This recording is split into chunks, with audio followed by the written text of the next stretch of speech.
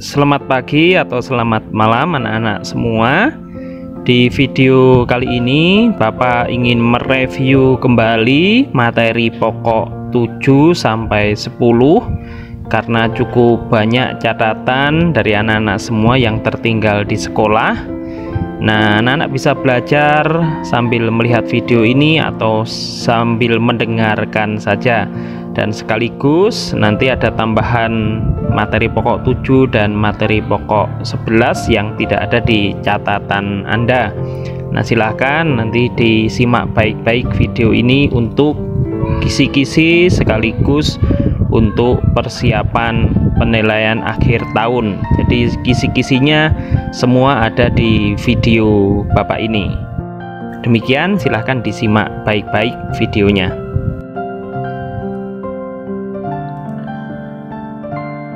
Ya, kita masuk materi pokok yang ketujuh, umat beragama peduli dan terlibat dalam pembaruan hidup masyarakat.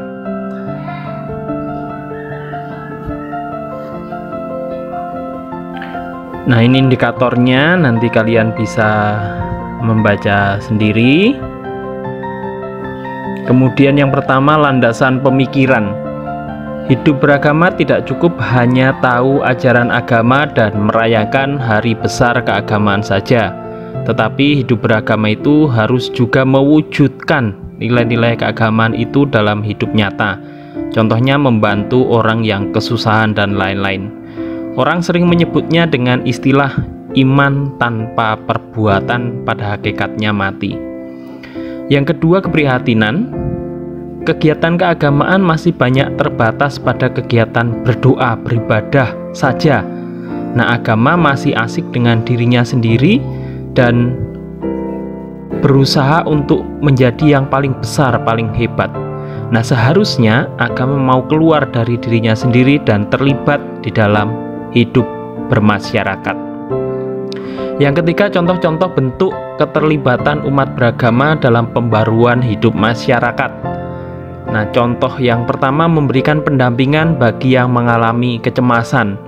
Yang kedua, meringankan beban ekonomi akibat krisis. Contoh yang ketiga, membantu biaya pendidikan bagi yang kurang mampu. Contoh yang keempat, memberikan bantuan advokasi atau bantuan hukum bagi mereka yang tertindas. Terakhir, kesimpulan, hidup beragama itu bukan hanya urusan rohani, urusan jiwa, atau urusan dengan Tuhan saja. Tetapi hidup beragama itu juga urusan jasmani, urusan duniawi, dan juga kemasyarakatan. Maka kita diajak untuk peduli terhadap sesama kita yang menderita. Sekarang kita masuk ke materi pokok yang ke-8. Ajaran agama-agama membawa pemerdekaan sejati. Ini materi pokok 8. Yang pertama, landasan pemikiran. Pengertian penderitaan. Penderitaan adalah suasana tidak mengembirakan yang dialami oleh seseorang atau kelompok masyarakat yang membuat mereka tidak bebas dalam melakukan aktivitas sehari-hari. Penderitaan itu membuat mereka tidak bebas dalam melakukan aktivitas sehari-hari, dan hidup di dunia ini tidak lepas dari yang namanya penderitaan, baik penderitaan fisik maupun penderitaan batin. Nomor 2, menurut Richard Swinburne ada 5 jenis penderitaan. Yang pertama, penderitaan fisik. Ini dialami oleh manusia dan hewan. Kemudian yang kedua, penderitaan emosional. Ini penderitaan yang disebabkan karena sesuatu yang diinginkan tidak didapatkan, sehingga orang menjadi terluka hatinya atau frustasi. Jadi bukan karena emosi, tapi pertama-tama karena sesuatu yang diinginkan tidak didapatkan, sehingga akibatnya orang terluka hatinya atau orang frustasi, kemudian orang bisa marah-marah. Ya, tapi sebab utamanya adalah karena sesuatu yang diinginkan tidak didapatkan. Yang ketiga, penderitaan batin.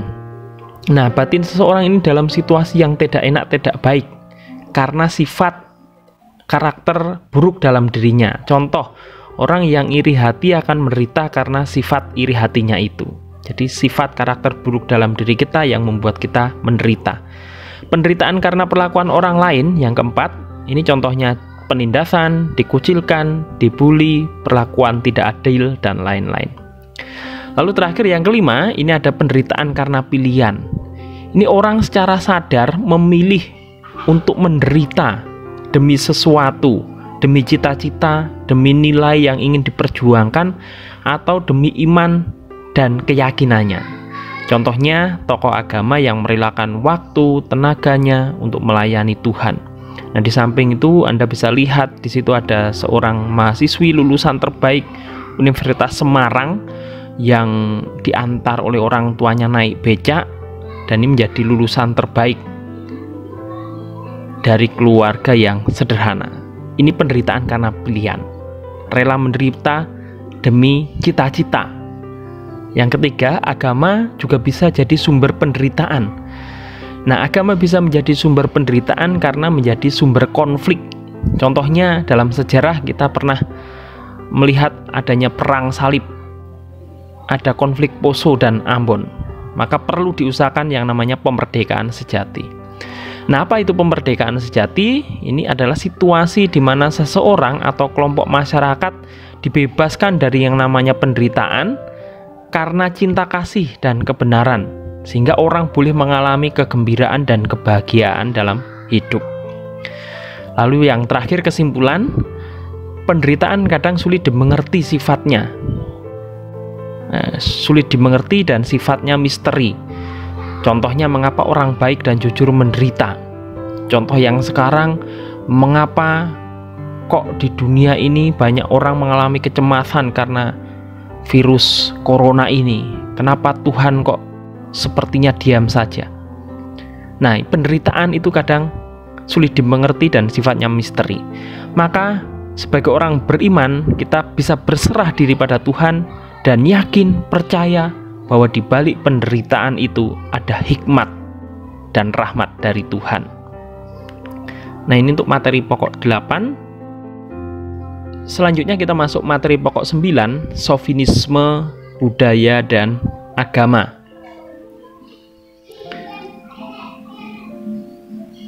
Nah, ini asal-usul kata Sofinisme. Secara ringkas saja, Sofinisme, ini dalam bahasa Inggris Chauvinism, adalah ajaran atau paham mengenai cinta tanah air dan bangsa, atau patriotisme yang berlebihan. Makna ini kemudian diperluas hingga mencakup fanatisme ekstrim dan tak berdasar terhadap suatu kelompok yang diikuti. Istilah ini diambil dari nama Nicolas Cauvin, seorang prajurit setengah mitos pada zaman Napoleon Bonaparte yang fanatik terhadap kaisarnya, meskipun Nicolas Cauvin itu sendiri diperlakukan buruk oleh kaisarnya, hidup miskin dan cacat, tetapi dia tetap membela mati-matian kaisarnya.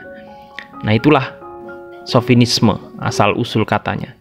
Sedangkan pengertian Sofinisme sendiri sekarang adalah kecenderungan membenarkan dan mengagungkan budaya atau agamanya sendiri, dan kemudian merendahkan, menyalahkan budaya atau agama lain.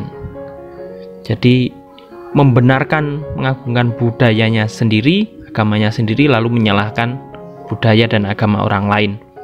Nah, akibat atau dampak dari Sofinisme itu ada 5. Yang pertama, muncul tindakan yang kurang bertanggung jawab, yang akhirnya bisa menimbulkan konflik. Yang kedua, hidup beragama menjadi kacau. Yang ketiga, muncul sikap eksklusif dalam hidup bersama, eksklusif, tertutup. Kemudian yang keempat, muncul sikap fanatisme. Yang kelima, mudah menyalahkan dan kemudian memojokkan agama yang lain. Menghargai agama dan budaya. Setiap budaya dan agama ini mempunyai kekhasan masing-masing. Nah, tetapi jangan sampai kekhasan yang ada itu diagung-agungkan secara berlebihan. Kekhasan tetap dipertahankan, tetapi jangan sampai meniadakan yang namanya keragaman. Nah, ini contoh kekhasan dari agama masing-masing punya kekhasan tata cara berdoa yang khas, dan itu harus kita hormati, kita hargai. Setiap agama punya kekhasan masing-masing, tetapi jangan sampai meniadakan yang namanya keragaman. Kesimpulan, maka perlu diwujudkan yang namanya persaudaraan sejati, yaitu dengan saling menerima, menghormati, menghargai, dan menjunjung tinggi semua nilai-nilai budaya dan agama. Nah, cara mewujudkan persaudaraan sejati itu adalah dengan mengadakan dialog lintas agama dan budaya. Kemudian kita masuk materi pokok yang ke-10, kehadiran Tuhan dalam keterbukaan umat beragama. Ini berkaitan dengan toleransi beragama. Yang pertama, landasan pemikiran.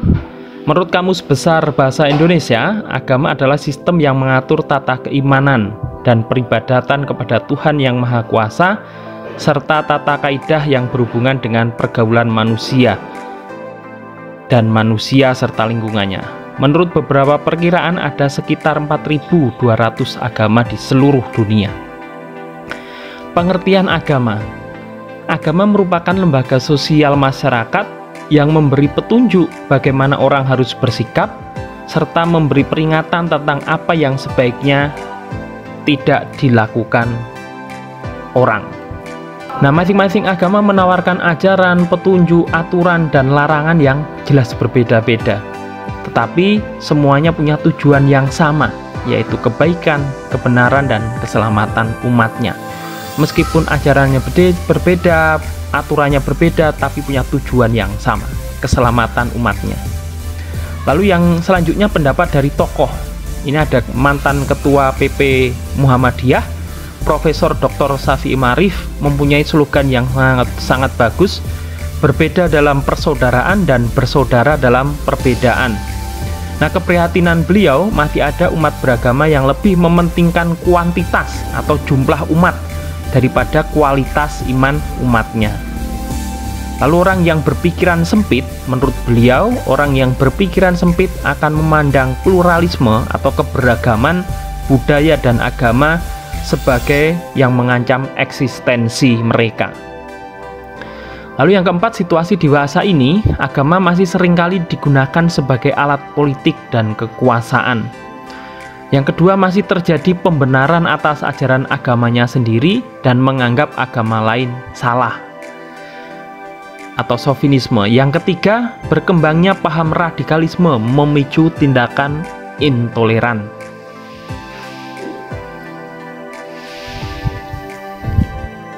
Kesimpulan, maka dalam kehidupan beragama, menjalin komunikasi dan keterbukaan itu sangat penting. Komunikasi dan keterbukaan itu sangat penting.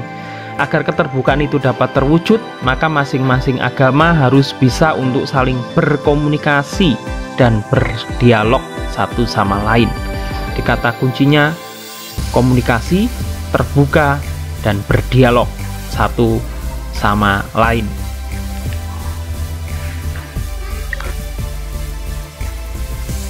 Lalu ini tambahan untuk materi pokok 7 dan nanti materi pokok yang ke-11 tidak ada di buku catatan.